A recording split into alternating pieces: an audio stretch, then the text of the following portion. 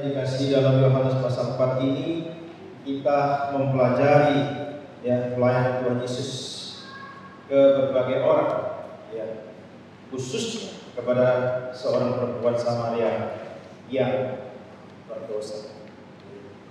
Ini sesuatu yang sangat menarik, saudara. Ya. Kepada murid-muridnya sendiri, saudara, kita lihat kepada banyak orang Samaria yang percaya kepadanya, dan akhirnya dia berjumpa dengan seorang perempuan Samaria. Ya. Secara khusus dalam Yohanes pasal 4 ayat 1 sampai 42 ini, saudara, kita mempelajari bagaimana iman mereka mulai ada dan bertumbuh dari benih seorang Samaria yang sudah didampingi oleh Kristus. Ya. Mari kita lihat, saudara, tentang seorang perempuan Samaria ini. Kalau kita melihat kepada konteksnya, ya, sebenarnya kita lihat di sini, karena orang-orang Farisi itu ya, berusaha menghasut persaingan antara Yesus dan Yohanes Pembaptis dalam Yohanes pasal 3 ayat 25 sampai 30. Yesus meninggalkan Yudea dan menuju ke utara, ke Galilea. Jadi kalau saudara lihat di Alkitab saudara ini ada di Yudea, ini ke Galilea, maka dia lewat Samaria. Ya, lewat Samaria. Ini sayang, gedung gereja ini banyak dinding yang kosong. Ya. Saya pernah khotbah di satu gereja dan saya diberkati begitu masuk ruangan ini. Di situ semua tokoh-tokoh ya dalam kegerakan misi Tuhan, kegerakan pembangunan rohani. Ada Martin Luther, ada John Calvin, ada Zwingli, macam-macam. Ya, dengan kata-kata mereka yang dikenal, ya, itu sangat menarik, sangat menarik. Dan setiap kali masuk ke gereja itu, saudara, saya akan sering kali undang khotbah. Saya selalu sangat diberkati sampai saya fotoin satu-satu. Ya. Saya pikir juga perlu ada semacam peta Alkitab itu, ya, di dalam kegerakan pelayanan Tuhan Yesus. Sangat menarik, saudara. Ya. Kenapa? Karena hal itu akan menolong kita. Kalau saudara melihat peta Alkitab ini pada waktu saudara membaca Yohanes pasal 4, ini sesuatu yang sangat menarik kita lihat. Karena nanti kita akan berjumpa ada 3 cara, ya. Dari Yudea menuju ke Galilea itu ada 3 cara. Ya. Ada yang lewat pesisir sungai ini, ada yang menyeberang lewat sungai Yordan, ada cara yang ketiga itu dari Yudea langsung tembus lewat Samaria. Ini yang dipilih oleh Tuhan Yesus. Orang-orang Yahudi tidak mau memilih itu. Ya. Mereka pasti berbuta jauh, lebih jauh. Ya. Kenapa demikian? Nanti kita akan lihat. Ya. Jadi 3 rute tersebut, orang-orang Yahudi yang ortodoks atau yang ultra ortodoks atau yang lebih daripada ortodoks, ya, fanatiknya, itu pasti tidak akan mengambil rute yang ketiga. Dan ini sudah menjadi kebiasaan orang berlangsung sangat lama pada zaman itu. Kenapa? Karena kebencian bangsa Yahudi kepada Samaria. Sangat benci, ya. Mereka tidak suka, ya, terhadap orang Samaria. Kenapa? Karena orang Samaria memang dianggap sebagai ras campuran antara orang Yahudi dan non-Yahudi. Dan percampuran itu terjadi pada waktu kalau kita baca satu Raja-Raja pasal 17, itu historisnya tentang terjadinya orang Samaria. Kita lihat di situ, saudara. Pada waktu mereka ditawan oleh Asyur dan mereka dibuang, itu tahun 727 sebelum Masehi. Ya. Nah, kemudian mereka terjadi kawin campur di situ, melahirkanlah keturunan yang disebut Samaria. Bahkan mereka membuat tempat ibadah tidak lagi di Yerusalem. Maka satu saat orang-orang Yahudi masuk menerobos hanya dengan tujuan menghancurkan bait Allah yang dimiliki oleh orang-orang Samaria. Nah, ini yang menimbulkan kebencian orang Samaria kepada orang Yahudi. Saudara bisa lihat. Jadi, saudara, 2 bangsa ini yang sebenarnya ada gen Yahudinya juga di dalam diri Samaria, tapi ditolak habis-habisan. Sampai kalau kita membaca, saudara, begitu kuat perasaan mereka tidak suka dalam kebencian ini, saudara, terhadap orang Samaria. Orang-orang Farisi itu berdoa supaya tidak ada kebangkitan di antara orang Samaria. Kalau kebencian yang amat sangat, saudara. Sedemikian rupa. Ya. Nah, ketika para musuh Tuhan Yesus ya ingin merendahkan Yesus, maka mereka menyebut Yesus sebagai seorang Samaria. Itu kita bisa baca dalam Yohanes pasal 8 ayat 4. Jadi istilah Samaria itu adalah istilah yang sangat hina di dalam kacamata orang Yahudi. Istilah yang tidak pantas untuk mereka berkomunikasi. Maka di dalam ayat 9 dikatakan tidak terjadi pergaulan di antara mereka. Ya. Nah, kita lihat di dalam konteks ini, saudara. Kenapa Yesus justru memilih lewat jalur Samaria? Kenapa? Konteksnya adalah konteks keselamatan yang akan hadir atau diberikan kepada orang Samaria tersebut. Walaupun Yesus harus melanggar kebudayaan dan kebiasaan-kebiasaan yang tidak alkitabiah, Yesus berani melawan, menentang, karena itu kebiasaan yang tidak baik. Dalam konteks ini kita bisa belajar. Di dalam kita ingin memberitakan Injil, memang kita harus ada bungkus kasih yang besar di dalam hati kita dan pikiran kita. Kalau tidak, itu akan menjadi perintah besar kita, ya, untuk kita tidak punya kasih dan tidak punya hati untuk menyampaikan berita itu kepada mereka. Teman dalam perbincangan kepada istilah yang mana? Ya. Lebih baik wajahku wajah preman, hatiku adalah hati beriman, kira-kira.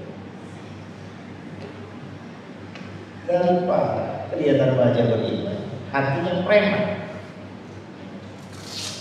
Kelihatannya dengan zaman tadi itu penampilannya bisa saja. Bisa sama tuh, tapi hatinya jauh dari dia seorang. Ada gunanya.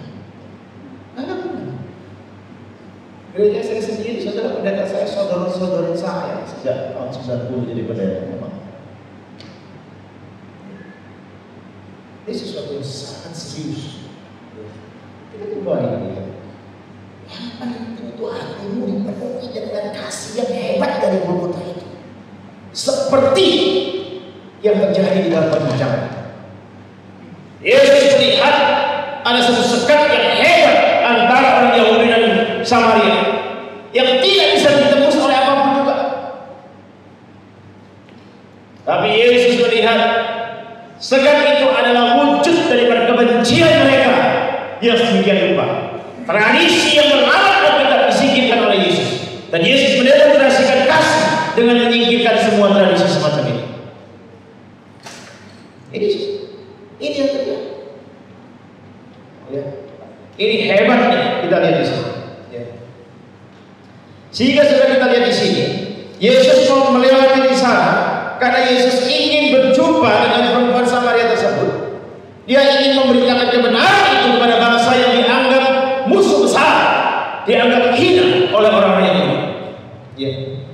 Coba kita lihat respon saja dari perempuan Samaria pada waktu Yesus meminta minum, itu mengejutkan perempuan Samaria. Benar tak?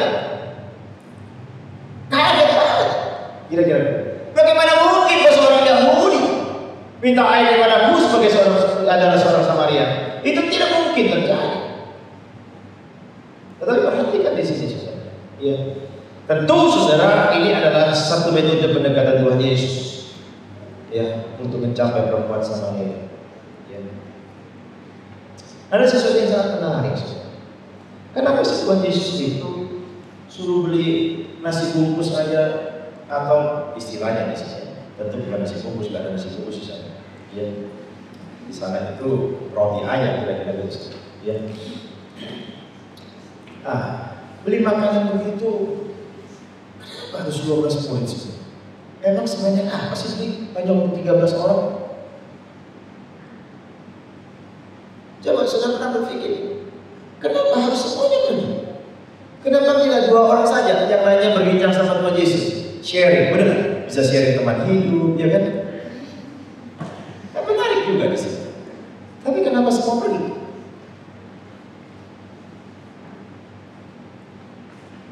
Ini sesuatu yang sangat menarik. Hadirnya para murid bersama Yesus, ya, khususnya para murid yang bersama Yesus, kehadiran mereka bisa menjadi penghalang bagi perempuan Samaria itu untuk mengambil air. Di dalam catatan Alkitab kita disebut berapa? Jam 12. Iya, itu di dalam budaya Yahudi. Karena Yahudi itu memulai jamnya jam 6 sore. Jam 6 petang itu mulai pergantian hari. Maka saat pun juga begitu. Maka kalau saudara nanti merayakan Paskah pada hari yang ketiga, kalau sudah mulai start itunya jam 1 dini hari, lewat jam 12 dini hari, ya nggak nemu. Tapi kalau sudah startnya memulai jam 6 petang, saudara akan mengerti yang dimaksudkan. Ya, dalam pemakaian tersebut, dalam kebangkitan dalam 3 hari. Nah, perhitungan jam yang dipakai di sini adalah perhitungan di dalam catatan Alkitab kita adalah perhitungan Yahudi. Kalau perhitungan Yahudi, maka betul jam 6 itu adalah jam 12, jam ke-6 itu jam 12 siang. Ada yang mengatakan kalau ini jam 12 siang, tepat dong, Yesus kan lagi haus-hausnya kira-kira begitu. Dan itu di luar kebiasaan orang-orang pada zaman itu untuk mengambil air. Karena orang mengambil air pada zaman itu jam pagi atau sore. Jadi bisa jadi perempuan mengambil siang karena dia sebagai seorang pelancong. Tetapi saudara, ini agaknya walaupun ada yang kesana arahnya, tapi saya kayaknya tidak terlalu setuju dengan catatan ini. Saya lebih setuju kepada perhitungan Romawi. Memang itu adalah jam 6 sore. Pertimbangan saya, karena setelah itu di dalam ayat 40 Yesus diminta untuk bermalam. Jadi kalau jam 6 sore memang betul itu jam larut setelah itu, mengerti ya? Jangan bayangkan di jam kita sini sudah jam 7, jam 8 kemudian masih mal buka, tempat makan buka, nggak ada itu sudah bagaimana mungkin? Nggak ada, semua gelap gulita saja kira-kira. Nah kalau jam 6 itu seperti jam yang kita di sini itu kan masih ada ya suasana belum gelap benar ya, kira-kira jam seperti itu Yesus. Saya lebih tepat, lebih cocok mengarah kepada hal seperti itu perhitungan jam ya. Jadi jam 6 sore jam kita perhitungan Romawi ya, bukan jam 12 siang jam kita dalam perhitungan Yahudi ya. Ini saudara mesti mengerti supaya paham ya. Kenapa? Karena orang-orang Islam menyerang dari sisi perhitungan jam. Yohanes pasal 4 ini salah satu yang diserang adalah perhitungan jam.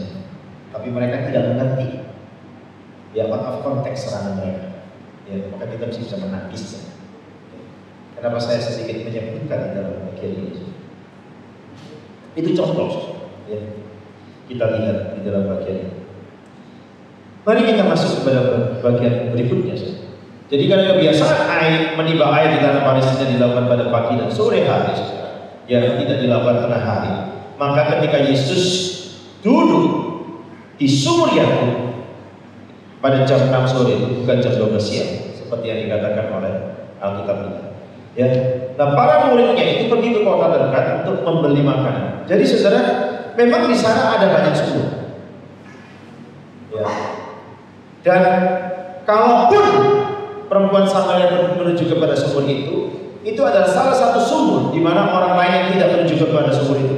Karena dia sadar dia sebagai seorang Samaria yang sebagai seorang wanita pelacur, dia sangat dijauhi oleh masyarakat.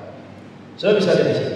Jadi saudara, ini satu pengaturan Tuhan yang sangat luar biasa di dalam menjangkau perempuan Samaria ini lewat perjumpaan dengan Kristus pada akhirnya. Ya. Mari kita lihat ya percakapan Tuhan Yesus dengan perempuan ini. Kita dapat mempelajari 4 tahap percakapan. Ada 4 tahap percakapan ini. Ya, yang membuat perempuan ini akhirnya mengakui bahwa Yesus Kristus adalah Mesias yang dijanjikan tersebut. Yang pertama, saudara bisa lihat di dalam ayat 7-10. Ini berkaitan dia adalah seorang Yahudi. Perhatikan di dalam bagian ini. Pada masa itu, saudara, tidak dianggap layak siapapun, terutama seorang rabi berbicara di depan umum dengan seorang perempuan asing. Yohanes pasal 4 ayat 27. Para muridnya pada waktu balik kaget. Kok bisa-bisanya Yesus bicara sama cewek? Kan belum diketahui siapa cewek itu. Tapi itu sudah sesuatu hal yang di luar tradisi. Ya, Yesus yang dikenal oleh banyak orang sebagai rabi tidak boleh melakukan itu. Wah, seorang rabi itu sangat ketat dalam menjaga relasi itu, sangat ketat. Ya. Dan sangat disegani seorang rabi. Ya. Sangat disegani. Ya. Dia kan seorang rabi itu biasanya pakai bajunya yang khusus itu, terus pakai topi kecil. Ya, orang Yahudi. Oh ya, topi kecil. Tahu? Gak pernah tahu. Oh, saya kalau gitu saya bawa. Saya harap nanti Reverend Juni saya bisa bawa topi kecil. Saya akan pakai waktu korban. Itu punya filosofi, sangat dalam filosofi orang itu. Topi itu menjadi batas daripada berpikir dan bertindak dari bersama dia.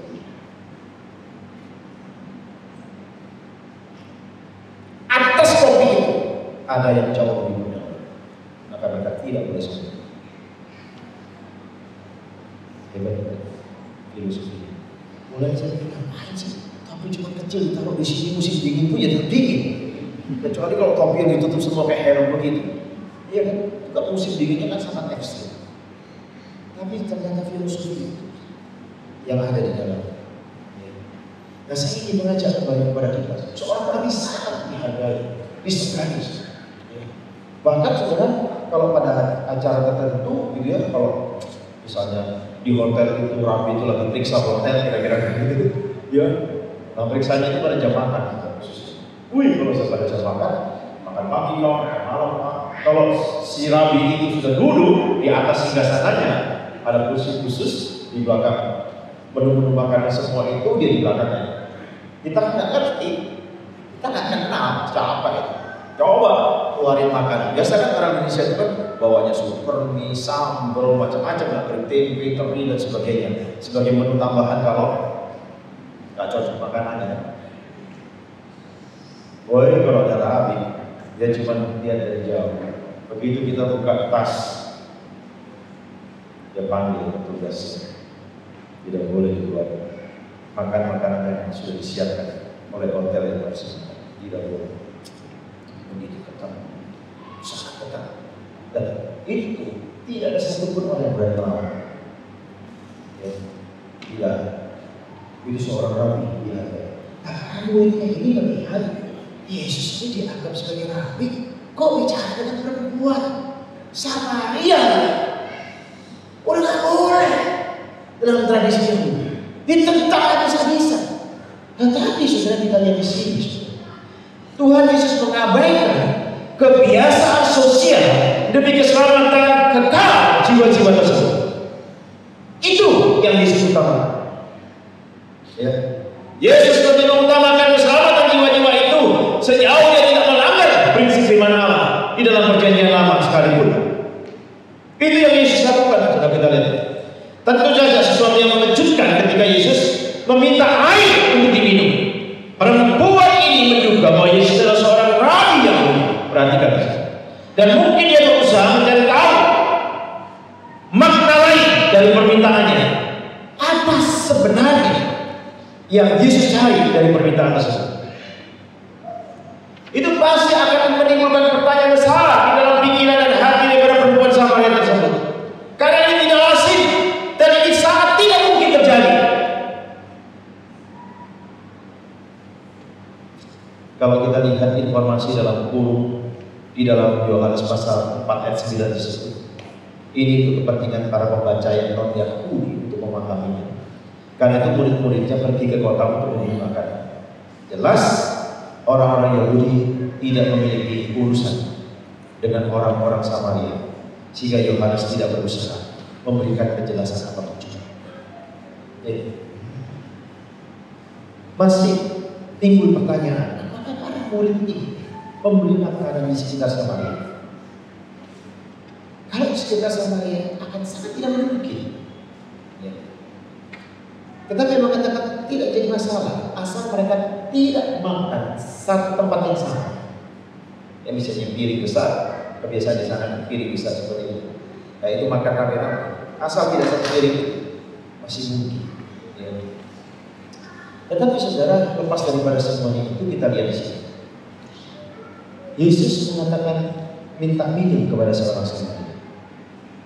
Permintaan ini dapat diterjemahkan dengan kata lain, meminta hal-hal yang baik daripada seorang Samaria. Itu tidak mungkin. Karena orang Yahudi menilai begitu jahatnya orang Samaria, begitu busuknya mereka, tentu tidak ada sesuatu yang lain. Tapi permintaan Yesus ini seperti satu permintaan, hal yang baik dari seorang Samaria, atau dengan kata lain, dia ingin menggunakan tempayan milik seorang Samaria. Itu tidak boleh, kan? Sama seperti makanan dan piring yang sama, tak boleh satu piring yang sama. Apalagi satu tempayan yang sama, tidak boleh. Tapi Yesus mau untuk hal ini. Sudah perhatikan di sini. Ada sesuatu yang sangat menarik dalam hal ini. Setiap kali dia bersaksi kepada orang-orang, Tuhan Yesus tidak menggunakan cara bicara seorang salesman. Coba perhatikan. Seorang salesman itu selalu menonjolkan dirinya dan produk yang dia bawa. Benar nggak? Nggak ada yang bilang salesman, ya barang saya yang jual ini ya kira-kira mungkin Pak. Saya juga tidak terlalu yakin. Saudara langsung pecat sama perusahaan kira-kira. Pasti saudara menciptakan hebatnya ini dan sebagainya, bla bla bla, dan menonjolkan. Tuhan Yesus tidak menggunakan metode salesman di dalam hal ini. Tuhan Yesus selalu melakukan pendekatan sesuai dengan konteks situasi yang ada. Perhatikan di sini. Ketika berbicara dengan Nikodemus, dia berbicara tentang kelahiran baru. Konteksnya, dia seorang profesor di dalam keagamaan. Ketika dia berbicara dengan perempuan ini, dia berbicara tentang air hidup. Kenapa? Karena perempuan ini tidak punya kepuasan hidup sampai kepada perilaku seksnya pun sebagai cermin dia mencari kepuasan hidup lewat seks dia dapatkan. Maka Yesus menggunakan konteks pendekatan ini untuk menawarkan hal yang bisa memuaskan hidup, yaitu air hidup. Sudah bisa lihat konteksnya, cara Yesus mendekati orang yang akan diikuti sangat-sangat khusus. Kalau sudah membaca di dalam Kisah Rasul pasal 8 ayat berapa ya? 26 kalau nggak salah. Coba sudah lihat tentang Filipus dan sida-sida. Kisah Rasul pasal 8 ayat 26.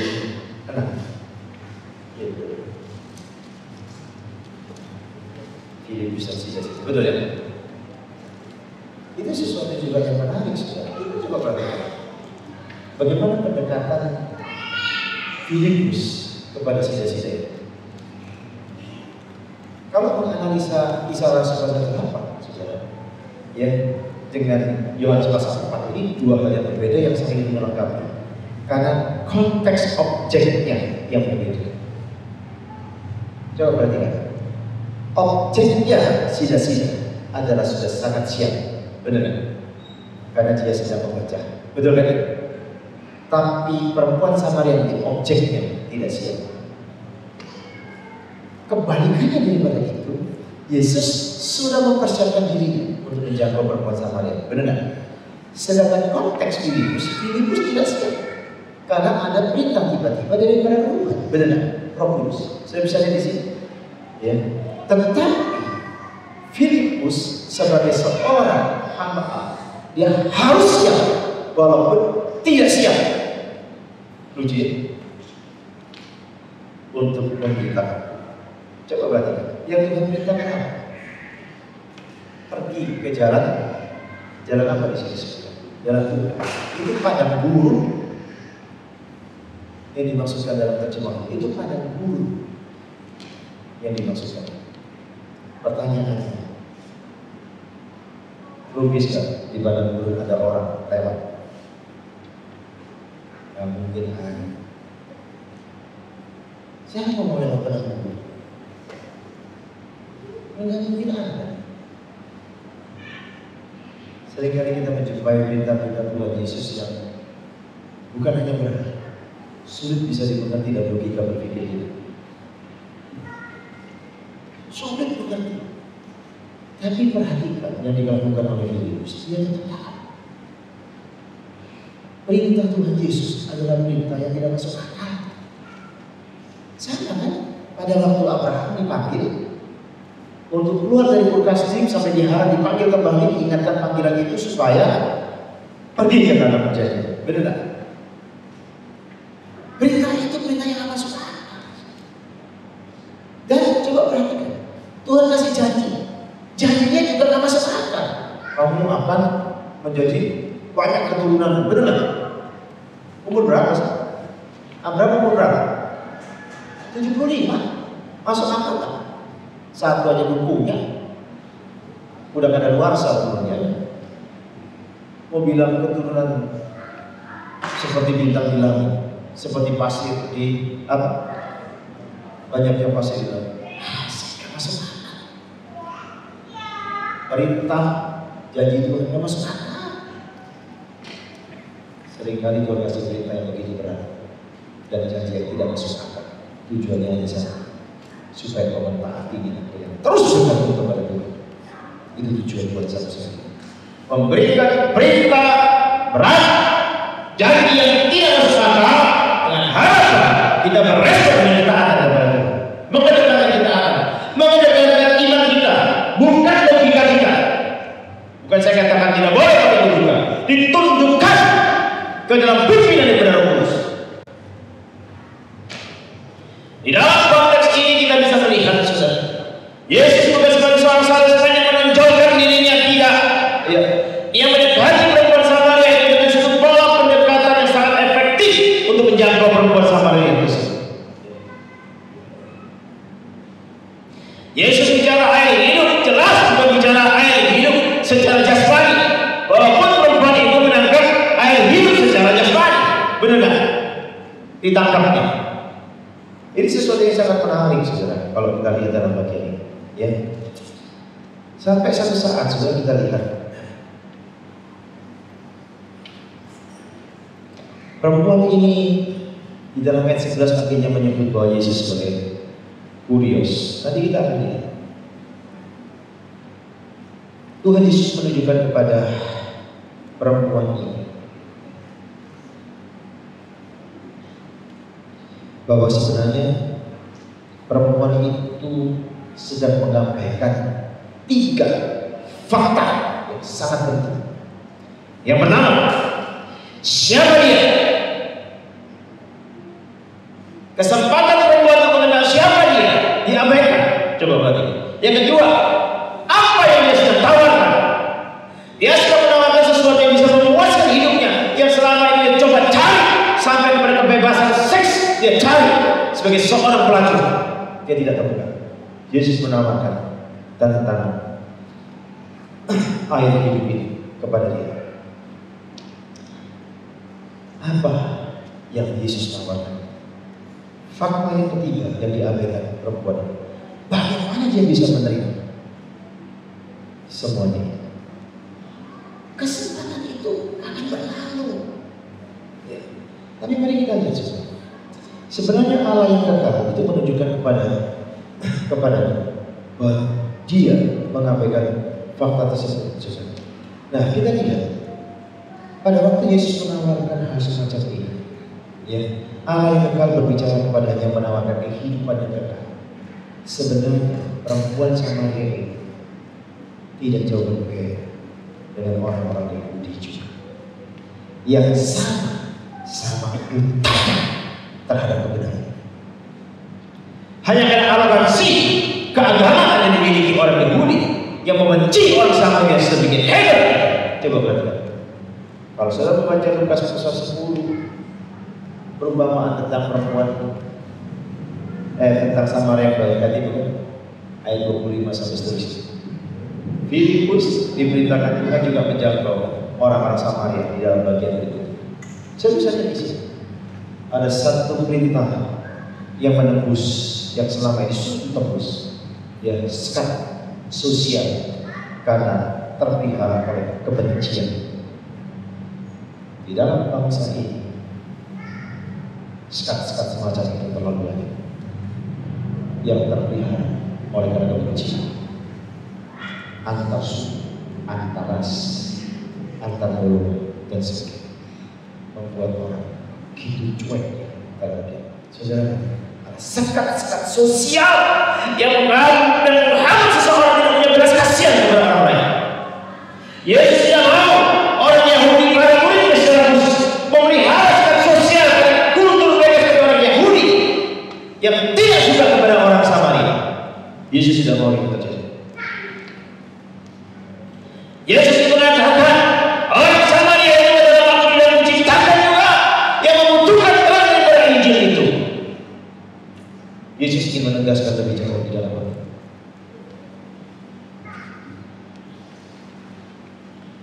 Kata-kata Yesus kepada perempuan Samaria ini akhirnya membangkitkan minat yang sangat luar biasa. Coba perhatikan kata-kata tentang Yesus. Saudara, itu yang kita bisa lihat dan perhatikan di dalam bagian ini. Yang bagian kedua kita bisa mengatakan ayat 11 sampai 15 dalam bagian kedua. Dia lebih besar dari Yakub. Perhatikan.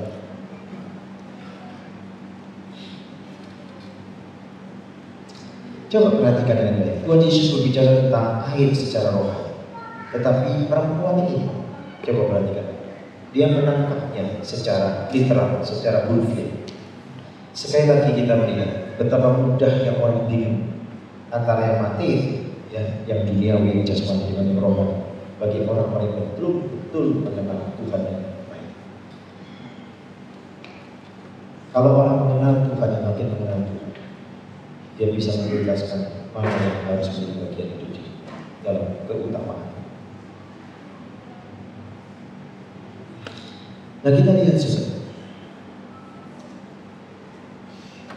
perempuan ini merasa prihatin dan bagaimana dia dapat memperoleh air ini. Bukannya meminta kepada Kristus supaya memberinya air itu, bukan. Coba perhatikan. Tentu saja Yesus lebih besar dari Yakub. Dia bicara soal sumur Yakub. Yesus jelas lebih besar dari sumur itu sendiri. Mengutip jawabannya, barang siapa terus minum air ini, atau ya, kalau dikatakan apabila engkau terus mau menerima karunia daripada dunia, maka engkau akan haus lagi. Tetapi barang siapa minum air yang akan kuberikan kepadanya, dia tidak akan haus sampai selama-lamanya. Ayat 13 dan 14. Saudara, ini mengajar kembali kepada kita juga. Selama kita terus mengejar perkara-perkara duniawi, kau tidak akan sampai kepada nilai kepuasan ini. Tidak akan merasakan. Nilai kepuasan itu kau bisa dapatkan kalau kau berjumpa dan diisi oleh Yesus dalam hatimu. Maka benar yang dikatakan oleh Agustinus Bapak Gereja kita mengatakan, hati manusia tidak bisa dipuaskan oleh dunia ciptaan ini, tetapi hanya satu, dia bisa dipuaskan oleh penciptanya sendiri. Kau boleh cari apa saja dalam keutamaan dunia, kau tidak akan pernah mendapatkan kepuasan. Ini sesuatu yang sangat penting untuk kita ingat. Jadi sungguh benar bahwa hal-hal dari dunia tidak bisa benar-benar memuaskan. Ya, di neraka orang akan menangis. Aku haus. Jadi perhatikan. Salah satu konsep utama daripada Rasul Yohanes, kalau sudah membaca di dalam Injil Yohanes, dia bicara tentang hidup atau kehidupan. Dan inilah yang Yesus sedang tawarkan kepada perempuan Samaria. Dia menggunakan istilah kehidupan. Itu setidaknya 36 kali. Sampai ada orang yang bernama Campbell Morgan menunjukkan bahwa manusia membutuhkan udara, membutuhkan air, dan membutuhkan makanan untuk memiliki kehidupan. Kita bisa menambahkan yang membutuhkan cahaya dan sebagainya. Dan semuanya ini disediakan dalam Yesus Kristus. Dia mengatakan, dan dia memberi kita nafas Roh Allah itu. Di dalam Yohanes pasal 3 ayat 8 pasal 22. Dia juga adalah roti hidup dalam Yohanes pasal 6 ayat 8. Dan dia adalah terang kehidupan dalam Yohanes pasal 1 ayat 4 sampai 5. Dan dia memberi air kehidupan Jadi di dalam Kristus kau mendapatkan kepuasan yang kau kejar mencari dalam dunia ini. Saudara perhatikan, apa tanggapan langsung dari perempuan Samaria ini pada waktu Yesus mengatakan ini? Tanggapan langsung perempuan itu adalah meminta karunia ini, tapi sebenarnya dia tidak tahu apa yang dia katakan. Benih firman Tuhan jatuh di tanah yang dangkal, tanah tunas yang tumbuh tidak berakar. Dia telah membuat sedikit kemajuan di dalam bagian ini, tapi dia masih memiliki jalan panjang yang harus ditempuh sehingga Tuhan Yesus dengan sadar menghadapi perempuan Samaria. Perhatikan saja. Satu-satunya cara untuk menyiapkan tanah hati untuk menerima benih adalah dengan cara membacanya dengan keyakinan. Nah, itulah sebabnya Tuhan Yesus mengatakan kepadanya untuk pergi dan memanggil suami. Ini cara Yesus membaca hati. Ini sesuatu yang sangat menarik pada waktu Yesus mengatakan ini. Ya. Perempuan ini dipaksa dengan pertanyaan itu untuk mengakui dosanya di hadapan Tuhan. Di dalam penginjilan, kalau kau tidak menyentuh dosa, kau tidak akan sampai kepada kehidupan yang dibutuhkan orang itu dalam penyelesaian dosa. Yesus menggoncang hati perempuan itu. Coba perhatikan. Ini sangat menarik sekali. Ya, sangat menarik di dalam konteks ini. Ya, perempuan ini, saudara, kalau kita lihat, ya, apa yang dia lakukan saudara dalam diskusi dengan Tuhan Yesus. Pada waktu dia berbicara tentang dosa, dia memberikan jawaban yang sangat singkat. Aku tidak mempunyai suami. Coba perhatikan sebelumnya. Kalau sudah melihat sebelumnya, ya. Di dalam ayat sebelumnya misalnya saudara, ayat 17.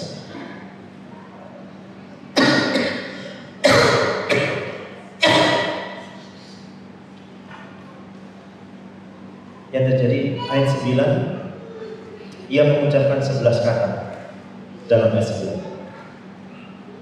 Banyak bicara. Dalam ayat 15, dia mengucapkan 13 kata. Dalam ayat 11 dan 12, dia mengucapkan 42 kata. Coba perhatikan di sini. Tetapi sekarang, pada waktu Yesus mulai bicara tentang dosa, maka dia hanya berbicara dengan sangat singkat.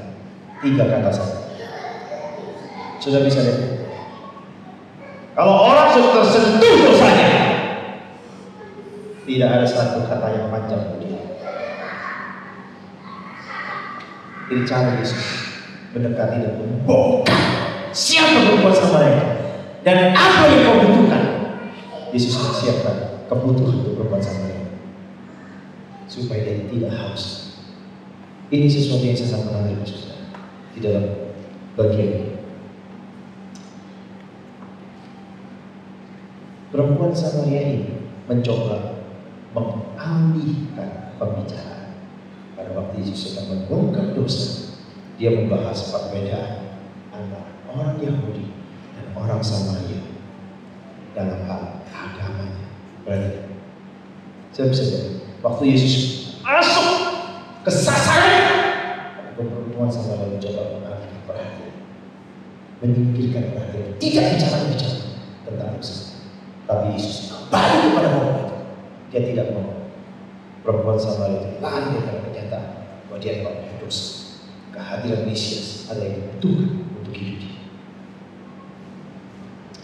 Saudara, langkah pertama harus ada keyakinan bahwa diri yang adalah orang berdosa. Di dalam memberitakan Injil, kau harus sampai kepada kesadaran orang itu dalam keyakinan dia adalah orang berdosa. Tanpa kesadaran itu, kau tidak bisa melihat dirinya akan kebutuhan penyelesaian dosa. di dalam Kristus. Jangan perhatikan di dalam konteks ini. Ya. Langkah pertama harus ada keyakinan, dan kemudian pertobatan, dan kemudian akan berbicara iman yang menyelamatkan hidupnya dan membereskan dosanya. Tuhan Yesus memaksa perempuan ini berpikir, mengaduk-aduk emosinya, juga menyentuh hati nuraninya, dan itu berarti berurusan dengan dosanya sekarang. Perempuan Samaria mencoba membelokkan perhatiannya, bicara perbedaan antara agama Yahudi dan agama Samaria. Yesus kembalikan kepada pokok pembicaraan. Ya. Yesus mengungkapkan kebodohan rohani pada perempuan ini. Perempuan ini tidak tahu kepada siapa dia menyembah dan di mana dia harus menyembah dan bagaimana dia harus menyembah. Dia menjelaskan, Yesus menjelaskan bahwa tidak semua agama sama di hadapan dan beberapa umat bertindak dalam ketidaktahuan dan sekaligus ketidakpercayaan. Satu-satunya iman yang diterima oleh Allah adalah iman yang datang dari dan melalui bangsa Yahudi, di mana Mesias yang dijanjikan. Dan Alkitab berasal dari orang-orang Yahudi, dan juru selamat kita adalah berasal dari orang Yahudi. Dan disinilah sebenarnya rahasia yang dibukakan oleh Yesus kepada perempuan Samaria. Coba kita lihat, hanya mereka yang memiliki Roh Kudus dan yang mentaati kebenaran, di mana dikenai pekerjaan Roh Kudus, maka penyembahannya diterima oleh Tuhan. Nah, saudara, kalau kita lihat dalam konteks ini adalah pernyataan yang menghancurkan ya, banyak pengalaman ketika Tuhan Yesus mengatakan penyembahan kepada Tuhan tidak lagi terbatas pada bait Allah orang Yahudi. Pernyataan ini berhubungan dengan Yohanes pasal 2 ayat 19 sampai 21 dan seterusnya. Orang Yahudi yang membaca Injil ini harus menyadari bahwa Allah sudah mendirikan era baru di dalam dan melalui Kristus era ini. Hukum perjanjian lama sudah digenapi di dalam Kristus. Itu yang ketiga. Yang keempat, di dalam pokok yang terakhir, Yesus berkata, Dia adalah Kristus. Terlepas dari ketidaktahuannya dari perempuan Samaria, ada satu kebenaran yang diketahui perempuan ini tentang Mesias yang sudah datang dan akan menyatakan rahasia kehendak hati. Dan itu yang terjadi. Pada titik ini, perempuan ini menaruh imannya kepada Kristus, dan disitulah dia bertobat. Dan segera setelah itu dia pergi menyaksikan iman kepada orang lain. Dia pergi ke desa dan mengatakan kepada orang-orang yang di sini bahwa dia bertemu dengan Mesias. Coba perhatikan betapa sedikitnya kebenaran rohani yang perempuan itu miliki. Benar kan? Perempuan ini baru saja percaya kepada Yesus. Perempuan ini baru saja menerima sedikit kebenaran itu. Tetapi perhatikan komitmennya kepada Tuhan. Dia pergi meninggalkan pakaiannya dan dia lari pergi ke desa. Dia menjelaskan kepada desa, orang desa, aku sudah berjumpa dengan Mesias. Dan dia mengatakan apa yang aku lakukan. Cara penginjilan yang sangat sederhana dari perempuan Samaria itu. Dan orang satu desa berbondong-bondong dia ajak untuk berjumpa dengan Kristus. Dan akhirnya mereka berjumpa dengan Kristus dan mereka bertobat. Perempuan Samaria ini belum sempat ikut KTP. Perempuan Samaria ini belum sempat ikut EE dan Kairos. Belum sempat. Tetapi perempuan ini hatinya dipenuhi dengan sukacita dan kasih yang besar dari Mesias yang baru berjumpa dengan dirinya, yang mengobatkan hatinya, yang merindukan dirinya untuk pergi memberitakan kepada orang-orang di desa. Saya ingin bertanya, gampangkah bagi seorang perempuan Samaria itu? Gampang? Tidak. Siapa bilang gampang? Tidak gampang. Karena orang-orang kenal dia pelacur. Apa yang bisa dihargai perkataan seorang pelacur? Tidak ada. Tapi dia mau taat kepada Tuhan. Dan Tuhan mengurapi perkataannya, mendorong orang-orang di desa untuk menghadap kepada Yesus dan diselamatkan dalam anugerah. Betul? Sudah bisa lihat sesuatu yang sangat menarik di sini. Berapa lama kau jadi orang Kristen? Kalau kau cuma Kristen turunan, kau sendiri perlu menjadi objek penginjilan itu. Karena kau percaya dan jumpa secara pribadi dengan Kristus. Kalau engkau sudah berbicara, engkau sudah berjumpa dengan Kristus, tetapi kau tidak punya hati yang selalu berubah untuk memberitakan Injil. Jangan-jangan perkara-perkara dunia terlalu menguasai pikiran dan hati, sehingga kesukacitaan dari kebenaran kau kebiri, kau basuh dengan perkara-perkara dunia yang kau jauh mengutamakan, sehingga kau tidak punya gairah melayani, kau tidak punya gairah memberitakan ini, kau tidak punya gairah menangis jiwa-jiwa ini, kau tidak punya gairah orang-orang ini diselamatkan atau tidak peduli. Saya sangat gelisah kalau saya sampai tidak memberitakan itu. Saya ketemu dengan Bapak tadi di dalam bersama. Saya, Bapak percaya Yesus Kristus satu-satunya Tuhan Yesus. Iya, saya sudah percaya. Betul percaya. Kalau mati masuk surga, saya desak dia. Ini orang diam. Sampai dia tunjukkan KTP. Saya bilang hatimu bisa Kristen, tapi hatimu belum Kristen. Dia apa? Saya kasih makan. Selesai kasih makan baru diizini.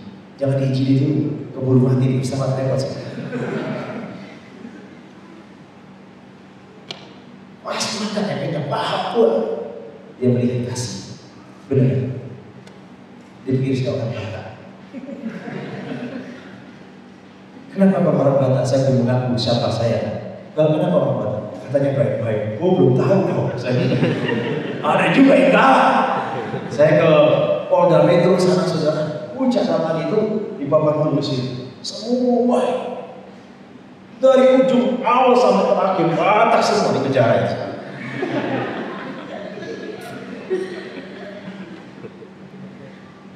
Jadi bukan persoalan suku, persoalan manusia berdosa.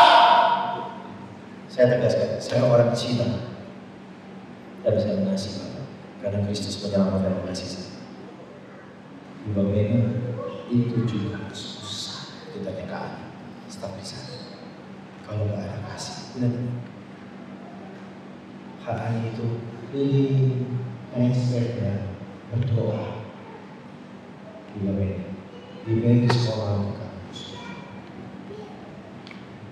Ada pertemuan di luar, dia masak bersama teman-teman ahlinya untuk menyediakan dia. Dikasih. Begitu hatinya tersentuh, ada perhatian kasih kok lebih daripada orang tuanya. Baru mereka itu bisa diarahkan dalam terang firman Tuhan. Kalau kau nggak pernah melayani mereka sampai sejauh itu, ya, tapi mereka kabur. Saya tahu kau tidak punya kasih yang besar kepada mereka. Kalau kau punya kasih yang besar, tidak mungkin lagi. Ini sesuatu yang sangat serius. Penginjilan dimulai dari kasih kita. Gerakan misi dimulai dari kasih Allah kepada dunia, maka mengurus anak yang kedua. Gerakan misi untuk menjangkau jiwa-jiwa dimulai dari kasih daripada Golgota yang menggerakkan hati kita. Maka kasih itu menjadi motivator yang menggerakkan hati kita untuk bisa menjangkau. Kalau kamu yang punya kasih, tidak bisa. Setelah staff itu punya kasih, baca juga gerakan. Dia bisa mengerti, dia bisa mengasihi, dia bisa berikan perhatian kepada kasih. Penginjilan tanpa kasih, tidak mungkin. Ingat, penginjilan tanpa kasih tidak mungkin. Kalau kau tidak punya kasih, maka kau hidup di dalam ego. Maka orang yang hidup dalam ego, kau selalu melanggar prinsip itu di dalam mengikuti. Prinsip yang dilanggar adalah Lukas pasal 9 ayat 23. Kalau kamu ikut aku, kamu harus menyiapkan diri, membereskan ego kita, baru membayar Tanpa itu kamu tidak bisa menjadi Kristus yang sesungguhnya. Apapun jabatan, kalau kau tidak punya kasih, kau bukan yang sesungguhnya. Karena kamu mengikuti harus memberikan kasih daripada Tuhan. Kasih yang mendesak buat dia. Tidak ada pilihan yang lain kecuali menjangkau jiwa dibawa kepada terang salib.